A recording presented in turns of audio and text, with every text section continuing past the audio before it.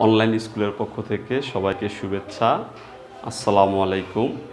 আজকে আলোচনা করব ট্রান্সফরমেশন অফ সেন্টেন্সেস অ্যাফার্মেটিভ থেকে কিভাবে নেগেটিভ করতে হবে। তো অ্যাফার্মেটিভ থেকে নেগেটিভ করতে হলে যে নিয়মটি রয়েছে সেটি হলো, অ্যাফার্মেটিভ বাক্যে যদি অনলি অ্যালোন এবং মেরিলি থাকে তাহলে নেগেটিভ করার ক্ষেত্রে আমরা যদি ব্যক্তি হয় নান বাট বসাবো, এবং যদি বস্তু হয় নাথিং বাট, এবং যদি কোনো সংখ্যা বোঝায় তাহলে বসবে নট মোর দেন অথবা নট লেস দেন। তো কয়েকটা উদাহরণ দেখে আমরা চলুন বিষয়টি ক্লিয়ার করি। তো প্রথমে রয়েছে only he can solve the problem. এখানে অর্থাৎ সে একজন ব্যক্তি, তিনি একমাত্র সমস্যাটি সমাধান করতে পারবেন। তো এখানে আমরা কি বসাবো? যেহেতু একজন ব্যক্তিকে নির্দেশ করতেছে তাহলে এখানে শুধু বসবে none but he can solve the problem.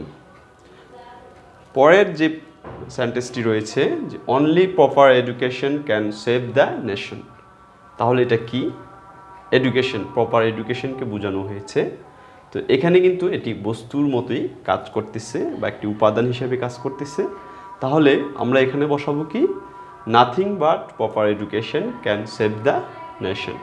অথবা আমি বলতে পারি যে only this pan right well. তো যেহেতু একটা কলম একটা বস্তু, তো সেহেতু আমরা বলতে পারি যে nothing but this pan right well. তারপরে যে বাক্যটি রয়েছে যে he is only 12 years old. তো এখানে 12 একটি সংখ্যাকে বোঝানো হয়েছে বা একজনের বয়সকে নির্দেশ করতেছে যে he is only 20 years old, he is only 30 years old. তো এক্ষেত্রে আমাদের যে রুলস বা নিয়ম রয়েছে সেই নিয়ম অনুযায়ী কি বসবে?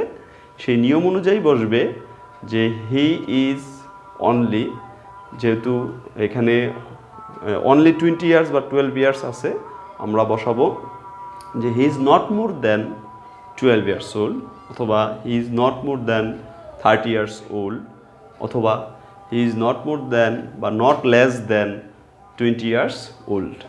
তো আশা করি সকলে বুঝতে পেরেছেন। খুবই সহজ, খুবই বোঝার মতো, ঠিক আছে, না বোঝার কিছু নেই। তো এখানে আমি নিয়মটি লিখে দিয়েছি, আপনারা দেখে নেবেন। আর ভিডিওটি ভালো লাগলে অবশ্যই আপনারা নিজেরা দেখবেন, অন্যদের সাথে শেয়ার করবেন এবং আপনাদের মূল্যবান মতামত আমাকে কমেন্ট করে জানাবেন। আবার নতুন কোনো ভিডিও নিয়ে আপনাদের সামনে হাজির হব। ততক্ষণ পর্যন্ত সবাই ভালো থাকুন, সুস্থ থাকুন। আল্লাহ হাফেজ।